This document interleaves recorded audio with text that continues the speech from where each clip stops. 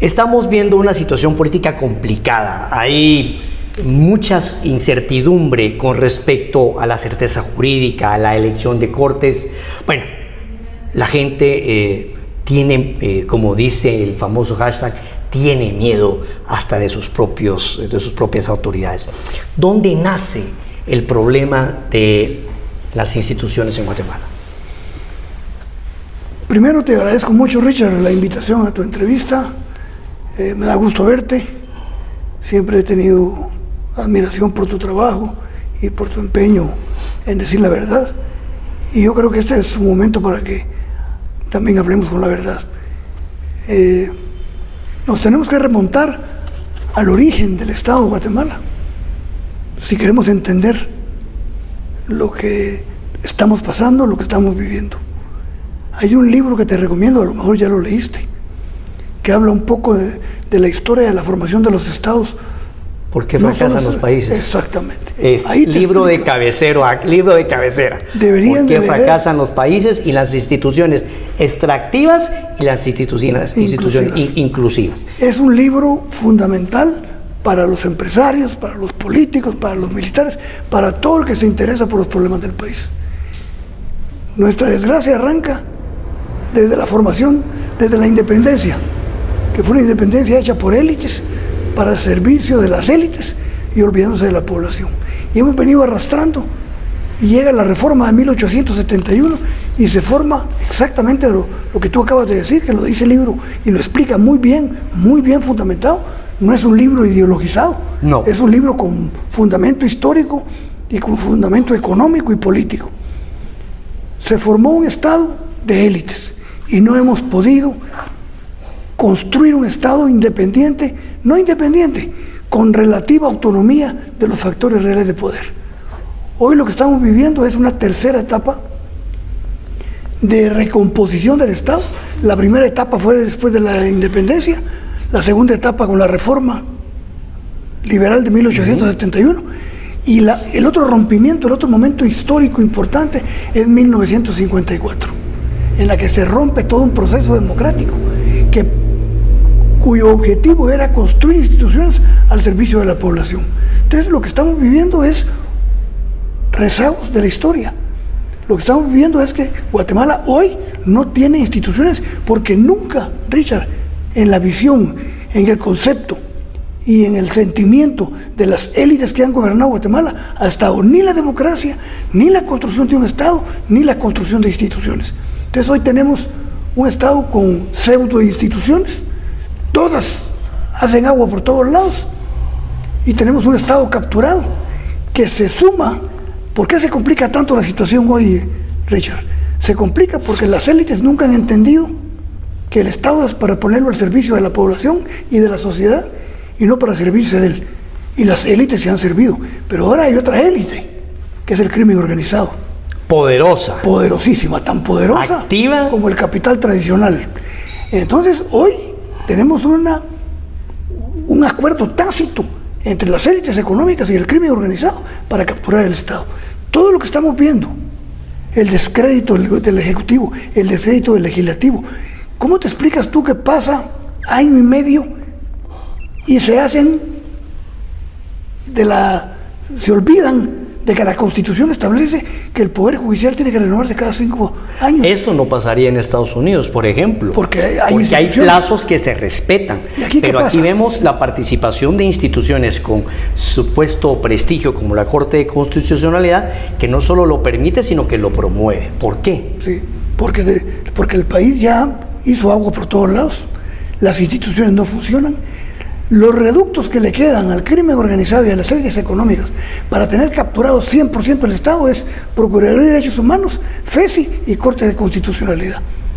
Son los únicos que están dando la batalla porque prevalezca el Estado de Derecho, porque se salve el sistema democrático y porque empecemos a tener un Estado que verdaderamente esté al servicio de la sociedad.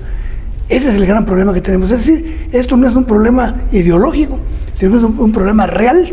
De intereses económicos. Lamentablemente, como existen, bueno, tiene sus ventajas y desventajas. Hoy las redes sociales, que también te transmiten 80% de basura, te dice que esta es una lucha de comunismo, anticomunismo.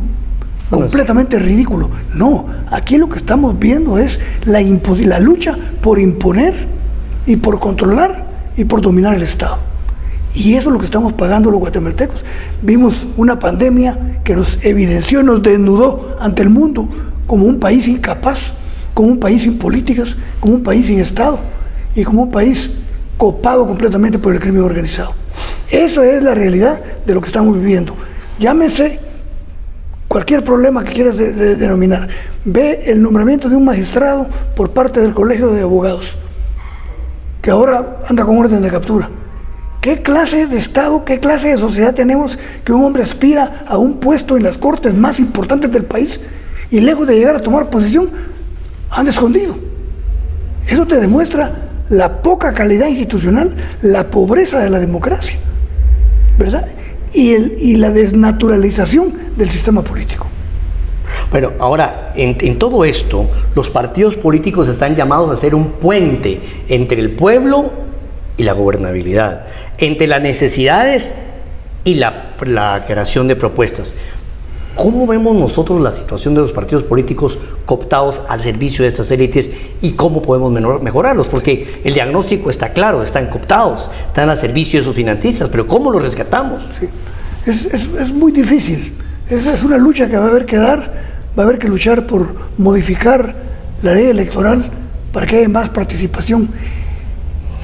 Aquí arranca todo de que no tenemos un sistema de partidos políticos. No hay partidos. No hay partidos. Partido viene de parte. El partido es una parte de la sociedad que se organiza para llegar al poder, para luchar para llegar al poder. ¿Qué clase de partidos tenemos aquí si todos se han convertido en sociedades anónimas con dueños, con financistas, que lo único que logran o que persiguen es los contratos del Estado y utilizar para su servicio el presupuesto general de la nación?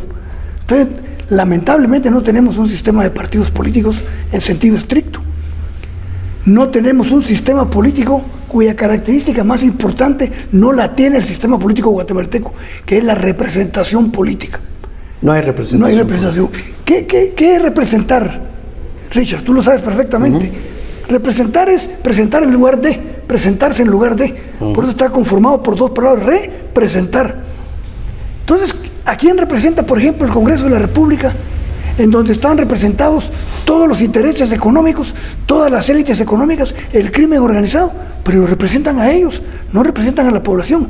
Entonces, como no tenemos un sistema de partidos políticos, como no tenemos una ley electoral que permita el acceso de la población al poder a través de sus representantes, como no hay representación política, tenemos un Estado completamente capturado, sujetado o sometido a los intereses económicos, a los contratos y a los grandes negocios. Es interesante porque hemos repetido varias veces acá en el programa la necesidad de tener un listado abierto, de tener subdistritos, de hacer una democracia más participativa, donde el elector tenga acceso realmente a su representante. Ayer hablaba con mi primo Mario Arturo López, hijo de Mario López Villatoro.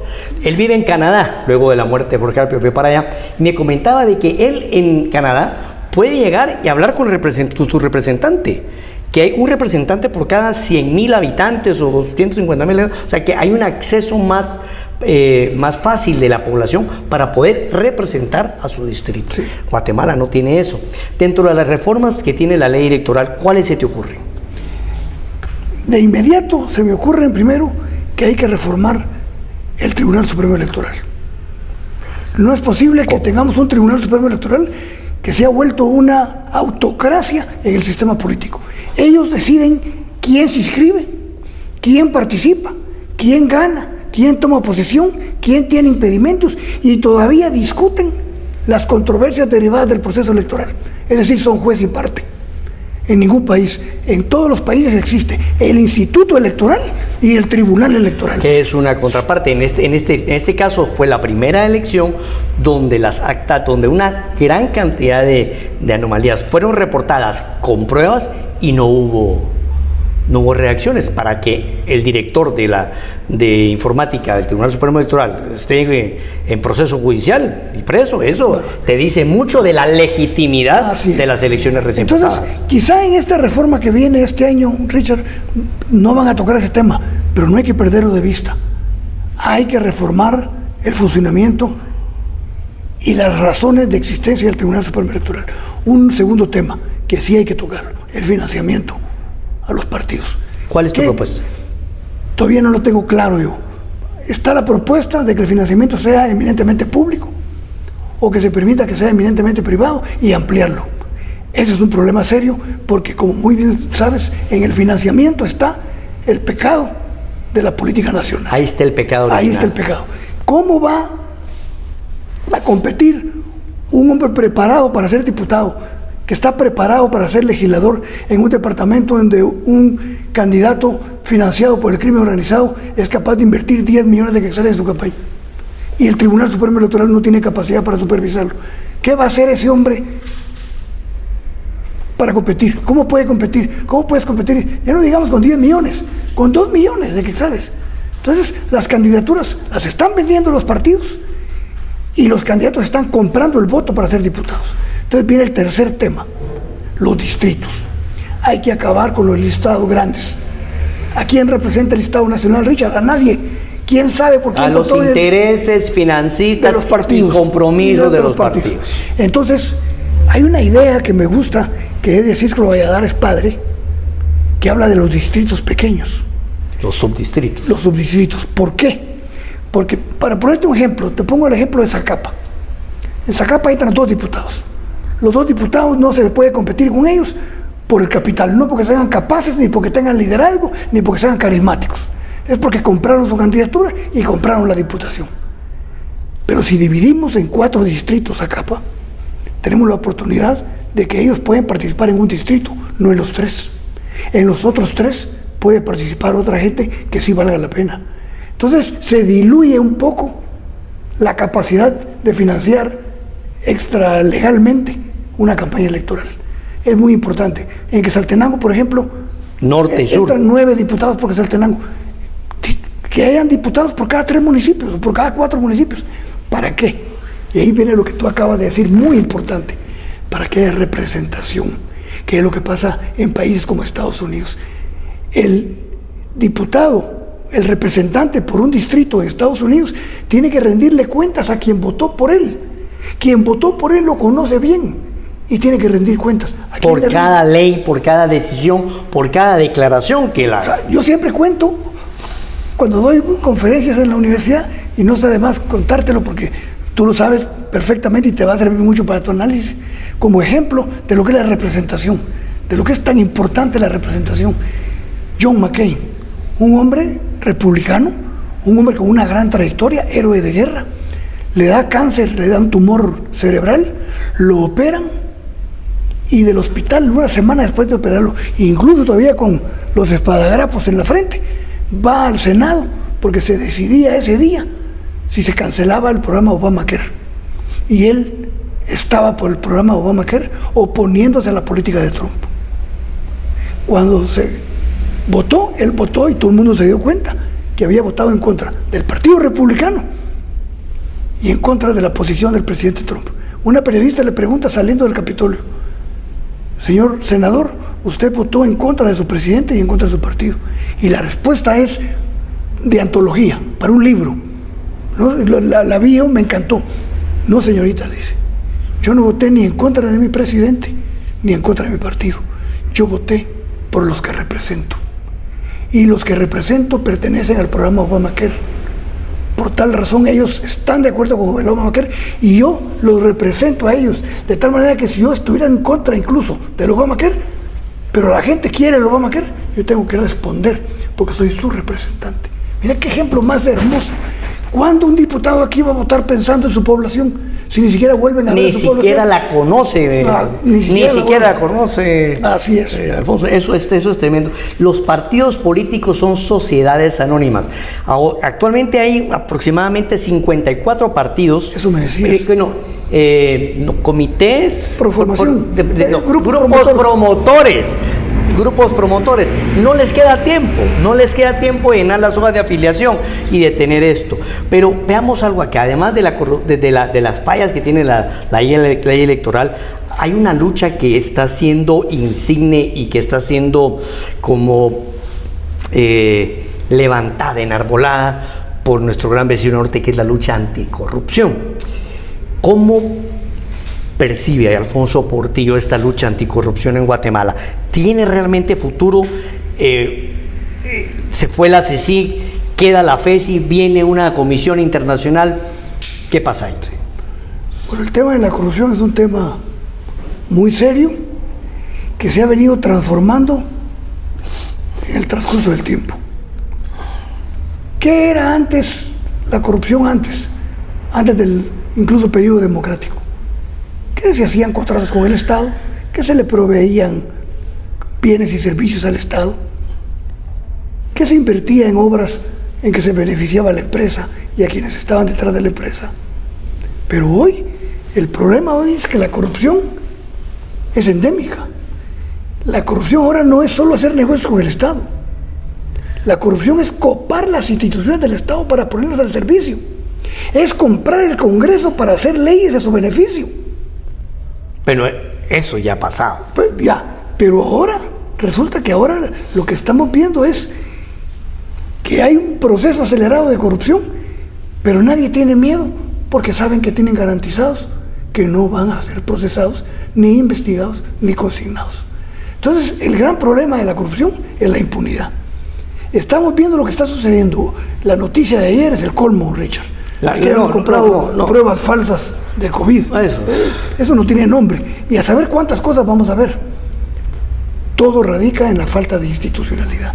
¿Qué institucionalidad puedes tener tú en un país que el Contralor es producto de negociaciones debajo de la mesa en el Congreso de la República? ¿Qué Contraloría existe en el país? No hay Contraloría. ¿Qué ministerio público tenemos, Richard, que de los 340 municipios solo tiene fiscalías en 40? Ese es el ministerio público que tenemos. ¿Qué institución es esa? ¿Qué Corte Suprema de Justicia vamos a tener que es producto de las negociaciones también debajo de la mesa en el Congreso de la República? ¿Cuál es la característica más importante de una institución democrática y una institución de fiscalización? Su independencia. Esa es la característica más importante, la independencia. ¿Por qué el presidente de la República crea una comisión anticorrupción existiendo la Contraloría? Si la Contraloría fuera independiente, no hay necesidad de estar haciendo payasadas. Es una payasada crear una comisión. También Rosana Valente creó una comisión anticorrupción. ¿Cómo vas a nombrar tú el que te va a vigilar? ¿Lo vas a apadrinar tú el que te va a vigilar? Entonces, el problema es la independencia. Voy a decir una cosa que sé que a muchos no les gusta, Richard. Pero la vez en que se afligieron las élites evasoras de impuestos en el país fue cuando estaba Francisco Solórzano Fopa en la SAT. ¿Por qué? Porque tenía independencia. Ahora la SAT parece que ya volvió a estar ocupada y ya no se preocupan los grandes evasores, porque de nuevo la gran característica de la SAT era su independencia. Por eso, cuando hicimos la reforma financiera durante mi gobierno, uno de los puntos importantes en la ley del Banco de Guatemala era otorgarle autonomía para que el presidente no manipulara la Junta Monetaria y la política monetaria de manera arbitraria. Entonces, ¿qué es la lucha de la democracia hoy, Richard? La independencia de las instituciones. ¿Cómo tenemos que elegir un contralor que no dependa de los diputados y que no le haga los mandados a los diputados? Hay que buscar el mecanismo. ¿Cómo acabar con esas comisiones de postulación que se convirtieron en mercado? Se convirtieron en un negocio. Entonces, algo. La idea original tuvo una buena intención, porque yo fui parte de eso. Pero una cosa es lo que uno propone y luego lo que resulta. Mira, Richard, una cosa es traer el niño al mundo, Richard, y otra cosa es ver cómo resulta mañoso. Qué bueno que mencionaste eso. Porque antes de que empezáramos el programa, yo te dije, Richard, qué riqueza adquiriste con una constituyente que valía la pena ver cada constituyente, habían personas muy valiosas, cada representante. El espíritu de la Constitución de Guatemala es un espíritu maravilloso, es un espíritu de libre mercado que prohíbe los monopolios, que se preocupa por la seguridad y el bienestar de las familias. Es una Constitución con un espíritu, pensando en el espíritu de las leyes de Montesquieu, maravilloso. Se lo decía yo a Víctor Hugo. Decía yo incluso a Víctor Hugo, publica extractos de las discusiones de la constituyente y le pones el espíritu de la Constitución de Guatemala. Porque el espíritu era tener instituciones independientes. Claro, hubo errores, que se le dieron muchas facultades al presidente, pero esos son corregibles. Pero aquí lo interesante es que el espíritu de la Constitución se ha tergiversado, se ha desnaturalizado y se ha vuelto putrefacto en las manos de la clase política que tenemos hoy. Es la clase política más pobre que se ha visto en los últimos 50 años, Richard. Esto es tremendo. Ahora, esta parte nos lleva hacia otro tema, y es que tú mencionabas, Alfonso, el hecho de que la Constitución sentó las bases para algunas cosas que se trataron de implementar durante el gobierno de Alfonso Portillo, como por ejemplo el mandato de artículo 130 de la ley antimonopolio, que fue una lucha presentada en tu gobierno, ¿verdad? Y que hasta el día de hoy es una deuda legislativa. La ley, por ejemplo, de regulación de las aguas, artículo 128. Correcto. Y qué decir de la ley de descentralización, que solo se aprobaron 2 o 3 leyes y quedó entrampada la cuarta porque mágicamente incluso los diputados de la que era bancada favorable a tu persona dieron marcha atrás. ¿Qué me dices de esas deudas legislativas? La ley antimonopolio, la ley de aguas, la ley de descentralización. No pasan las leyes porque las élites... 35 años. Sí, las leyes tienen financiado el Congreso para que las leyes importantes no pasen. Te voy a contar una anécdota que no he contado y que sé que no le va a gustar a muchos. Tú sabes que existe el CIEN, ¿sí? El Centro de Investigación de la Economía Nacional. Se supone que son los hombres pensantes que basan su pensamiento en el libre mercado, en la libertad económica, en la competencia. Pues asústate. A los nuevos diputados que acaban de tomar posición un año, el CIEN los llamó a un seminario por medio de ENADE. Y el discurso del que hablaba en nombre del CIEN era: señores, no se preocupen por la ley de competencia. Guatemala no la necesita, aunque la tenga toda América Latina. ¿Todo el mundo? Nosotros no la necesitamos, Guatemala está bien. Dime qué descaro. Entonces, ¿qué estudian? Yo sé de qué universidad vienen. ¿Para qué estudiaron la libertad económica? ¿Para qué estudiaron la importancia de la competencia en el crecimiento y el desarrollo económico? Si el mensaje es que no quieren ley de competencia porque quieren seguir con los privilegios, con las concesiones, con las exoneraciones y con los privilegios. Entonces, con los privilegios. Entonces, la ley de competencia no pasa y está en el Congreso. Por eso yo tuve que acudir a acuerdos gubernativos para liberar ciertas áreas de la economía, como el pollo, el cemento, el azúcar. El azúcar. ¿Verdad? Entonces, imagínate que los tanques de pensamiento, como le suelen decir ahora, están en contra de los vientos hacia donde va el mundo. El mundo va hacia una liberalización. El otro día escuché a un economista decir que los países, mira qué interesante esto, que los países que durante la pandemia se abrieron más al mercado internacional son los que mejor respondieron en la reactivación económica. Y nosotros con la economía cerrada, con una economía que está presa de grandes intereses. Y me hablaste de la ley de descentralización. ¿Cuál era la idea? Que no es mía, que ahí participaron Von Hegen, Rocael Cardona, gente genial.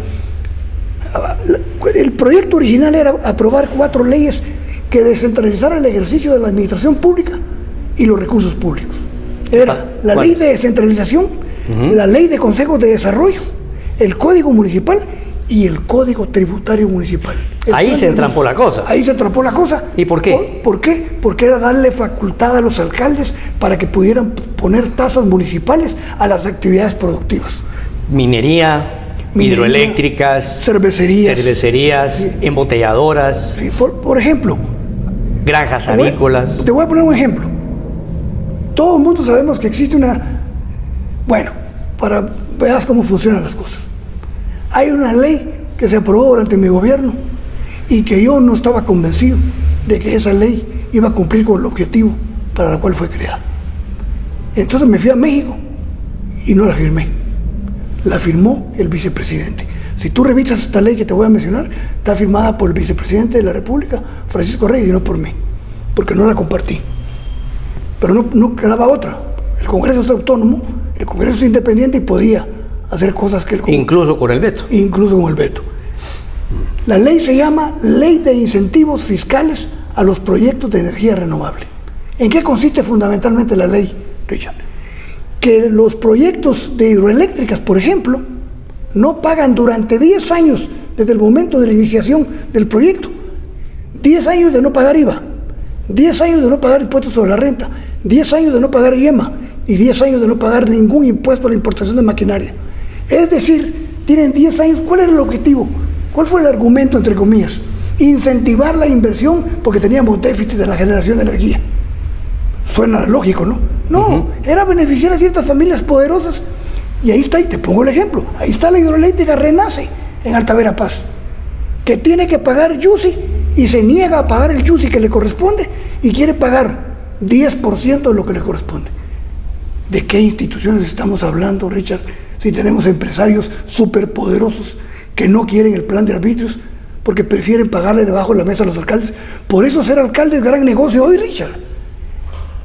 No solo la construcción, no solo la obra pública, son también los pagos que hacen las empresas y las actividades productivas que le pagan al alcalde para que no haya tasas municipales. Y lo hacen de muchas formas, a través de fundaciones, a través de servicios públicos, y manejan, en el mejor de los casos, una responsabilidad social empresarial de proyección regional, pero que no es directamente esto.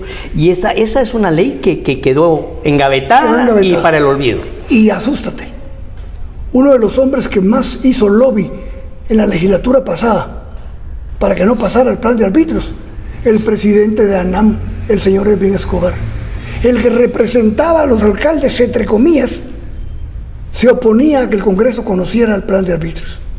Esa es para que veas lo irracional, para que veas la clase de instituciones que tenemos. Como no tenemos institucionalidad, son los hombres los que hacen valer sus intereses. Esa es la realidad que tenemos. Pero ¿sabes qué es una cosa más grave, Richard? Que no oyes a ningún hombre ni mujer que quiera ser presidente de este país que hable de los problemas que estamos hablando contigo. Se van por la tangente. El discurso bonito, la pena de muerte, la desnutrición, la desnutrición, solo discursos, la corrupción, pero por encima, y la pena de muerte sabiendo que no la podemos aplicar para ganar simpatía y para ganar votos. Esa es una falta de seriedad con el país, es una burla.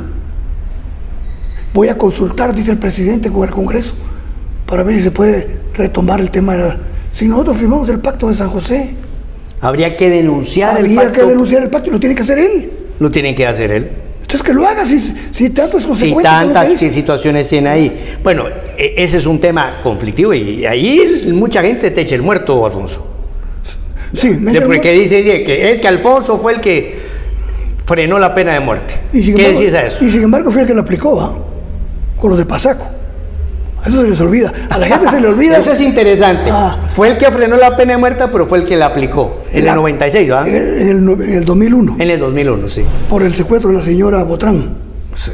Apliqué la pena de muerte. No perdoné, no di indulto a los de la banda de los Pasaco. Pero después, y ante las corrientes internacionales, que cada vez, hoy Virginia acaba de decretar cancelar la pena de muerte, porque la pena de muerte no resuelve nada. Pero lo que cancelé fue, ¿por qué le dan la facultad al presidente de perdonar la vida o permitir que fusilen a alguien? No, eso es una cuestión de los jueces. Para eso están las instituciones. Exactamente. ¿Verdad? Eso yo también, el artículo 18 de la Constitución, incluso a mí me parecía hasta un poco, va a sonar feo, pero discriminativo, porque decía las mujeres no. Entonces eso es discriminarlas, hacerlas menos. Y hay algunas que son bien pícaras. Yo tengo una pregunta, Richard. ¿Le darías la facultad de poderle quitar la vida a alguien a un poder judicial como el que tenemos? No, eso es complicado. Esa es la respuesta. Esa es mi respuesta también. Eso es muy, muy complicado. Pues mire, Alfonso, tantas cosas que nos están envolviendo ahorita, pero hay una que está galando titulares a cada momento, y es que tenemos frenadas las cortes.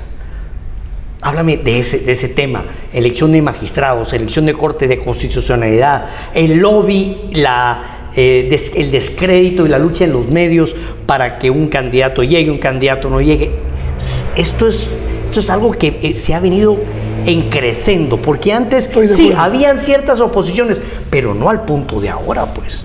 Ahora es una avalancha de desinformación y de descrédito en contra de uno u otro candidato, por parte de los que quieren cooptar el poder. Lo que estamos viendo en esencia, Richard, qué bueno que lo tocaste, porque ya lo habías tocado en la entrevista y se me pasó cuando tocaste el tema de la corrupción. Lo que en esencia estamos viendo, Richard, se llama disputa por la nación. Disputa por la nación. ¿Quién controla el país? para seguirlo saqueando, para seguir con las políticas extractivas de que hablan los libros, el libro de por qué fracasan los países. Entonces lo que estamos viendo es una lucha de intereses económicos por cooptar el Estado para seguir saqueando la riqueza nacional. ¿Por qué los Estados Unidos se preocupan tanto por la lucha contra la corrupción en Guatemala? No es que les preocupe el hecho de que en Guatemala hay mucha corrupción. El problema es que por la corrupción, por la cooptación de las instituciones del Estado y por la inexistencia de un Estado de Derecho, Richard, somos un problema de seguridad nacional. Lo dijo Obama en uno de sus discursos y lo dice en sus estudios del Departamento de Estado. Guatemala es un problema porque puede pasar cualquier cosa por aquí directamente para Estados Unidos, porque no hay instituciones, no hay una Policía Nacional eficiente, no hay un ejército independiente y autónomo de la política, tenemos un crimen organizado creciendo, un porcentaje muy grande del narcotráfico pasa por Guatemala. Si tú ves las trazas de la costa sur, es impresionante la cantidad de trazas que tenemos. Entonces, ¿cuál es el problema? El problema es que un Estado narco, que para allá vamos, es un peligro para los Estados Unidos.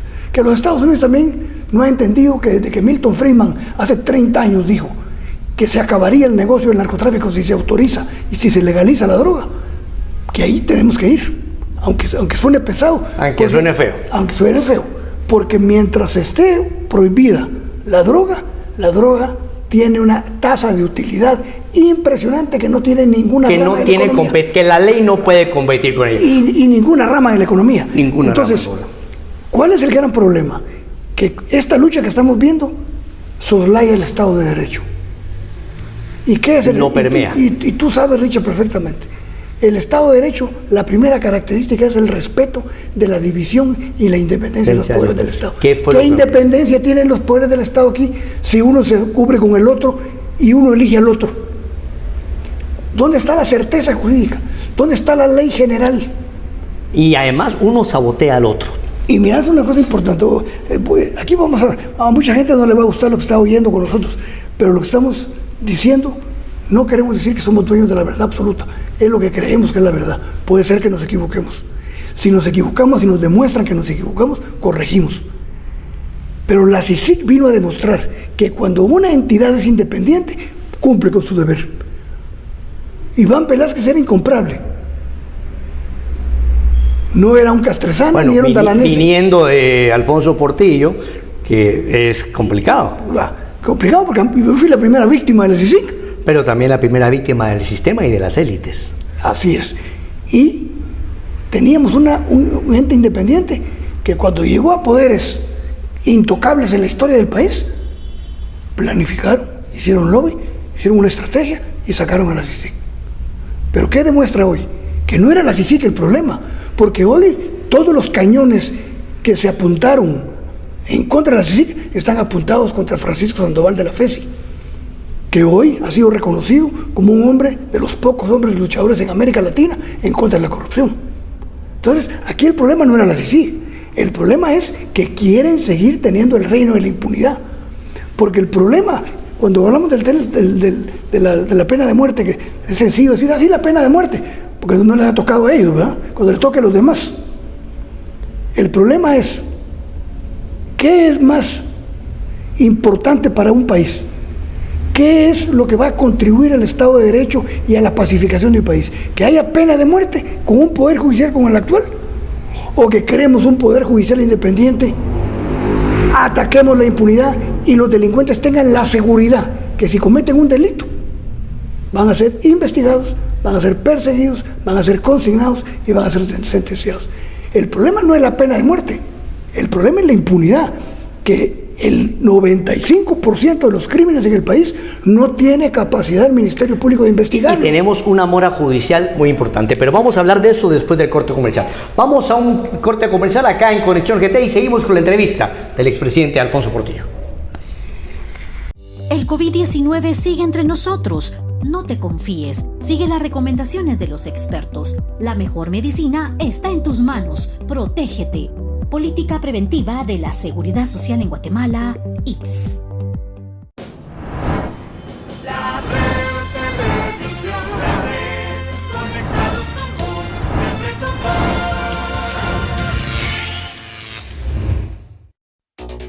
Para que siempre estés conectado a los deportes y las noticias, en La Red te ofrecemos diversas plataformas. La Red 106.1 en la región metropolitana, www.lared.com.gt para estar conectados desde cualquier parte del mundo. Guateplay para siempre tener la señal de La Red Televisión, un medio multiplataforma que está a tu lado en todo momento. La Red, conéctate. Gracias amigos televidentes por mantener la sintonía de Conexión GT. Soy Richard Shaw, su anfitrión el día de hoy, y sigo con la entrevista especial que nos ha concedido el expresidente y licenciado Alfonso Portillo. Alfonso, nos están viendo muchas personas en el exterior, personas que han tenido que salir a buscar ese sueño americano, ¿vamos? Gente ahora con las personas que nos ven en Los Ángeles, en España, en otras partes del mundo, a través de las aplicaciones de la red. La gente ve en la migración una salida y los Estados Unidos ven en la migración un problema. ¿Qué hacemos? Sí. La migración ha existido toda la vida, en toda la historia de la humanidad. Es muy difícil de detener cuando un ser humano se propone algo, cualquier obstáculo que tiene enfrente lo supera. Si uno encuentra una razón para vivir, uno le busca el cómo, dice Nietzsche. Y así que la migración va a existir siempre, que se puede regular, que se puede administrar. Que se puede reducir. Que se puede reducir, pero hay una cosa que me llama mucho la atención. Hace algunos meses al presidente de la República le preguntaron sobre los migrantes, los trabajadores migrantes de Guatemala, que son 3 millones de guatemaltecos que viajan y que están en Estados Unidos. ¿Qué opinaba de la migración de los trabajadores migrantes? Y dio una respuesta la más incorrecta, que lo que menos esperaba yo que contestara, eso contestó, que era una vergüenza. Yo dije, habría que pensar, habría que estar en la cabeza del presidente para ubicarse en qué fue lo que quiso decir realmente con una vergüenza. Porque los trabajadores migrantes de Guatemala son la salvación de Guatemala. No funcionaría este sistema económico, hubiera tronado ya si no fuera por las remesas familiares, Richard. Solo el año pasado, ¿sabes cuánto fue la remesa? 11.300 millones de dólares, y para este año se tienen programadas 12.775 millones de dólares. Más que todas las exportaciones juntos e igual al presupuesto general de la nación. Los hombres y las mujeres que han sido expulsados por este sistema económico que no les da espacio, tienen salvada la economía. Mira las paradojas de la vida, las contradicciones, las ironías de la vida. Entonces, ¿qué es lo que debe hacer? ¿Y qué hemos hecho en Guatemala? Mira todo el calvario que tienen que pasar los migrantes para llegar allá. Los peligros. Lo que acaba de pasar en Tamaulipas, en que perdieron la vida 12 guatemaltecos calcinados. ¿Y dónde está la política de respeto, ni siquiera de protesta por parte del gobierno a lo que está sucediendo con nuestros conciudadanos? El problema de la migración es un problema porque no es un problema, es lo que resuelve el problema de Guatemala, pero significa desintegración familiar, significa abandono de hijos, significa separación de parientes, separación de la tierra. Muchos guatemaltecos, aunque les esté yendo bien en Estados Unidos, si tuvieran la oportunidad de volver a su tierra, estoy seguro que volvieran, Richard. Tú sabes cómo es el sentimiento de arraigo a nuestra tierra. Así es. Y la nostalgia que nosotros sentimos por nuestra tierra cuando estamos afuera. Pero ¿qué es ese sistema? Es la paradoja de la vida. Y cada día va a ser peor. 270,000 jóvenes se incorporan cada año al mercado de trabajo. Cada año. Y en este momento, Richard, solo tienen 2 opciones. O irse para Estados Unidos, que cada día es más difícil, o meterse en actividades delincuenciales. Esa es la alternativa que tienen jóvenes que no tienen familia, que no están estudiando, que no tienen trabajo y que no ven futuro con esperanza. ¿Qué es lo que tenemos? Volvemos otra vez al tema. Por eso los norteamericanos y la política norteamericana está empecinada en que Guatemala tenga instituciones, tenga Estado de Derecho y disminuya la corrupción, porque eso es causa directa de la gran desigualdad y de la concentración del ingreso en pocas manos. Resulta que también en la corrupción vuelve a caer en las manos de los mismos. Entonces el país tiene que hacer cambios. La ley de competencia. La ley de competencia permitiría que venga más inversión, que haya más productos, que se mantengan estables los precios, que el consumidor tenga alternativas, que mejore la calidad y que mejore el precio. Pero tenemos que hacer una lucha tremenda, porque hoy en el Congreso no les interesa, porque están bien aceitados y no les permite discutir leyes como la ley de competencia, la ley de aguas. Hay que hacer un proyecto de carácter nacional que tenga largo aliento, que tenga continuidad institucional. Ayer almorcé con un empresario, Richard, y le decía yo que en algunos pueblos me recuerdan los desayunos y los almuerzos escolares. Y yo les contesto la verdad. Y sabe, le dije que no fue idea mía. No. ¿Y de quién? De Arzú. Arzú puso los desayunos escolares. Yo lo extendí a almuerzo. Y el objetivo era que en todas las escuelas primarias del país hubiera patronatos de padres de familia que se encargaran de eso. Es un avance. Es un avance. Continúe una política de un hombre con el que no teníamos simpatía ni éramos compañeros de ideas. ¿Por qué? Porque era un producto que estaba resultando, que tenía efectos, que iba más allá de una confrontación. De una confrontación. Nos falta, cada 4 años queremos hacer el país de nuevo. No da tiempo ni 6, ni 8, ni 10 años para construir institucionalidad en un país. Pero nadie habla de institucionalidad del país. ¿Por qué no presenta el presidente de la República una ley en el Congreso para hacer autónoma la Contraloría General de Cuentas, capacitarla técnicamente y en técnicas de investigación? No, crea por show, ¿verdad? Mediáticamente, una comisión anticorrupción. Bueno, entonces, la migración es la salvación de nosotros. Pero la gente quiere volver a su tierra. Va a haber que regularla. Es muy difícil que la pares. Todo el tiempo están pensando en irse, porque aquí no hay condiciones. Entonces, ¿qué proyecto, qué candidato presidencial le dice al pueblo de Guatemala: queremos construir un país en donde quieras vivir, desarrollarte, trabajar y ser feliz? La felicidad no está en Guatemala para muchos, para millones de ciudadanos. La felicidad y la vida está en otra parte, está en Estados Unidos. Bueno, hay una duda que está en el ambiente y es el futuro político de Alfonso Portillo y del grupo que lo sigue tanto en el Congreso como afuera del Congreso. Se ha especulado que hay acercamientos con partidos como Victoria, que hay acercamientos con otras organizaciones. ¿Qué hay de cierto? ¿Qué va a hacer Alfonso Portillo como una persona que encabeza un movimiento político, si usted lo quiere decir, disidente? Sí. Mira, Richard, ya en septiembre cumplo 70 años. Nada, pucha. Ya estoy fuera de los combates políticos, pero no estoy fuera de la política. El que es político, tú sabes, tú aunque ya no te postulaste para ningún puesto de elección popular, tu planteamiento, tu filosofía, tus programas, tus debates son eminentemente políticos, porque tenemos en la sangre la política. Exactamente. Hoy he tenido 2 experiencias negativas, una con el partido Todos y otra con el partido Bienestar Nacional. Partidos que no respondieron al compromiso de legislar en favor del país. Tienen dueño, tienen cierto descrédito por el papel que han desempeñado en el Congreso. Entonces, yo no quiero repetir una experiencia más. Lo primero que sí te puedo afirmar es que no me postularé jamás, ya más, a ningún puesto de elección popular. Pero ayudaré a nuevos jóvenes a que entren a la política, ayudarlos en su formación. Elección popular, estuviera angustiado y ansioso si yo tuviera aspiraciones personales, pero no las tengo. Lo que me interesa es empezar a que una nueva generación de políticos llegue al Congreso, Richard, porque no es posible que tengamos la más pobre clase política de los últimos 50 años. Hablamos de cómo tú fuiste de la Constituyente, que había gente de lujo.